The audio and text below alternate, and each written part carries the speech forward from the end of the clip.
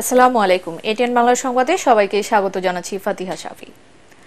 ফেনী সহ 11 জেলায় বানভাসী মানুষের দুর্ভোগ বাড়ছে। দুর্গত এলাকার আশ্রয় কেন্দ্রগুলোতে খাদ্য, খাবার পানি ও নিত্যপণ্যের জন্য চলছে হাহাকার।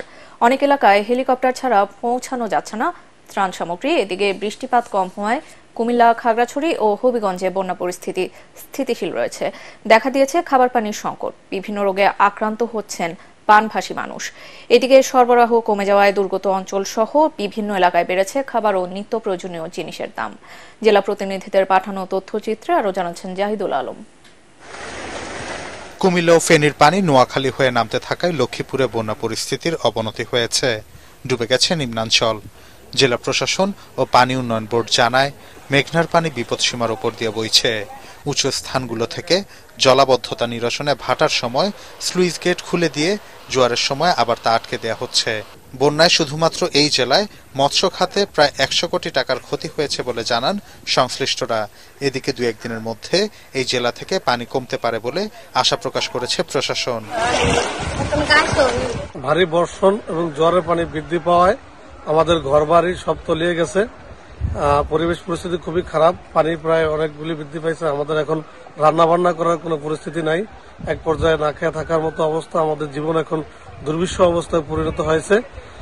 এই অঞ্চলের পানি আগের থেকে 1 থেকে 2 হাতের পরিমাণ বৃদ্ধি পেয়েছে ভারী বর্ষণ এবং বৃষ্টির কারণে। সবার ঘরবাড়ির মধ্যে পানি উড়ে গেছে।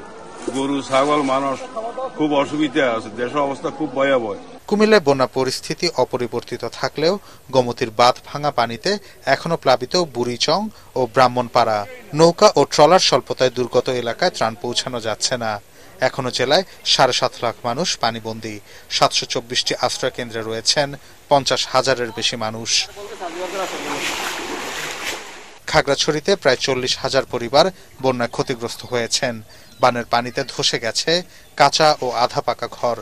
এ পর্যন্ত 502 মেট্রিক টন খাদ্য ও নগদ 12.5 লাখ টাকা বরাদ্দ থাকলেও রাস্তা ও সেতুর ক্ষতি হওয়ায় স্থানীয়দের কাছে এসব সহায়তা পৌঁছাতে হিমশিম খাচ্ছে প্রশাসন। হবিগঞ্জে বন্যার পানি কমতে শুরু করলেও এখনো বইছে বিপদসীমার ওপরে। 60টি গ্রামে পানিবন্দী 2 লাখ মানুষ। দেখা দিয়েছে খাবার পানির সংকট ও পানিবাহিত নানা রোগ। পানি বিশুদ্ধকরণ ট্যাবলেটও পাওয়া যাচ্ছে না পাহাড়ি এই জনপদে। এদিকে বানভাসী মানুষের সহায়তায় বিভিন্ন রাজনৈতিক ও সামাজিক সংগঠন এবং স্বেচ্ছাসেবকরা ত্রাণ বিতরণ করছেন। জাহিদুল আলম, এটিএন বাংলা। গত 3 দিনে নগদ প্রায় 4 কোটি টাকা বন্যার্তদের জন্য জমা হয়েছে ঢাকা বিশ্ববিদ্যালয়ের বৈষম্য বিরোধী ছাত্র আন্দোলনের কাছে। এসব অর্থ দিয়ে ত্রাণ সামগ্রীর পাশাপাশি বন্যা পরবর্তীতে দুর্গতদের জন্য পুনর্বাসন সহ সব ধরনের সহযোগিতা করা হবে বলে জানিয়েছেন বৈষম্য বিরোধী ছাত্র আন্দোলনের সমন্বয়করা। এ সময় সাধারণ মানুষের কাছে নিজেদের আস্থার জায়গা তৈরি করতে সব পুলিশ সদস্যকে কাজে যোগ দেবার আহ্বান জানান তারা। এদিকে দেশের বিভিন্ন সরকারি, আধা সরকারি ও স্বায়ত্তশাসিত প্রতিষ্ঠান বন্যায় ক্ষতিগ্রস্তদের সহায়তার জন্য অনুদান দিচ্ছে। আজ রাষ্ট্রপতির কার্যালয়ের জন ও আপন বিভাগের কর্মকর্তা কর্মচারীদের একদিনের বেতনের সমপরিমাণ অর্থ প্রধান উপদেষ্টার ত্রাণ ও কল্যাণ তহবিলে প্রদান করা হয়েছে। এছাড়া ধর্ম, ভূমি ও অর্থ মন্ত্রণালয়ের সব কর্মকর্তা কর্মচারীদের একদিনের বেতন প্রধান উপদেষ্টার ত্রাণ তহবিলে দেওয়ার সিদ্ধান্ত নেওয়া হয়। সাবেক প্রধানমন্ত্রী শেখ হাসিনা, তার ছেলে সজীব ওয়াজেদ জয়, আওয়ামী লীগের সাধারণ সম্পাদক ওবায়দুল কাদের, সাবেক স্বরাষ্ট্রমন্ত্রী, আইনমন্ত্রী, মুক্তিযুদ্ধ বিষয়ক মন্ত্রী, তরিকত ফেডারেশন চেয়ারম্যান নজিবুল বশর মাইজ ভান্ডারী সহ একাধিক ব্যক্তির নাম উল্লেখ করে আরও 6টি মামলা করা হয়েছে। বৈষম্য বিরোধী ছাত্র আন্দোলন চলাকালে সহিংসতায় নিহত পরিবারের সদস্যরা এই মামলাগুলো দায়ের করেন। দুপুরে ঢাকা মুখ্য মহানগর হাকিম আদালতে এসব মামলা দায়ের করা হয়। আসামিদের মধ্যে ক্ষমতাচ্যুত প্রধানমন্ত্রী শেখ হাসিনা সহ তার মন্ত্রী পরিষদের একাধিক সদস্যরা রয়েছেন। মামলা দায়ের শেষে সাংবাদিকদের সঙ্গে আইনজীবী ও ভুক্তভোগী পরিবারের সদস্যরা জানান, আওয়ামী লীগ সরকার ক্ষমতায় টিকে থাকতে সাধারণ মানুষকে গুলি করে হত্যা করেছে। এতে তাদের পরিবারের সদস্যরাও মারা গেছে।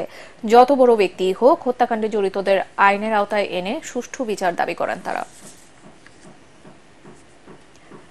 দেশের প্রশাসনিক কেন্দ্রবিন্দু সচিবালয় ঘিরে বিক্ষোভ করছেন আনসার সদস্যরা। চাকুরি জাতীয়করণের দাবিতে দুপুরে সচিবালয়ের প্রধান গেইটের সামনে জড়ো হন তারা।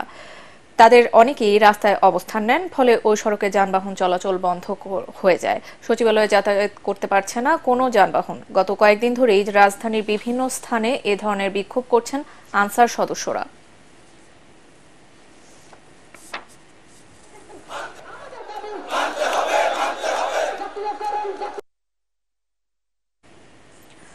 প্রশাসন আইন শৃঙ্খলা বাহিনীতে এখনও স্বৈরশাসক শেখ হাসিনা সহযোগীরা বহাল তবিয়তে রয়েছে অভিযোগ করে তাদের দ্রুত অপসারণ ও শাস্তির আওতায় আনার দাবি জানিয়েছেন বিএনপির স্থায়ী কমিটির সদস্য অবসরপ্রাপ্ত মেজর হাফিজ উদ্দিন আহমেদ।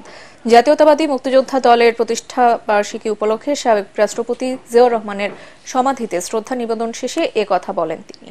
সেনানিবাসে আশ্রয় নেয়া পুলিশের বিতর্কিত কর্মকর্তাদের তালিকা প্রকাশেরও দাবি জানান মেজর হাফিজ। পাশের দেশে বসে শেখ হাসিনা ষড়যন্ত্র করছেন অভিযোগ করে তিনি বলেন, ছাত্র জনতার বিপ্লব এখনও শেষ হয়নি।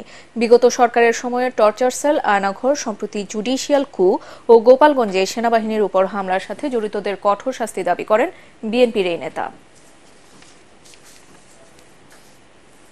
পরবর্তী সংবাদ দেখার আমন্ত্রণ জানিয়ে এখনকার মতো শেষ করছি। এটিএন বাংলা সংবাদ ইউটিউবে দেখতে ব্রাউজ করুন youtube/ATN বাংলা নিউজ। ধন্যবাদ।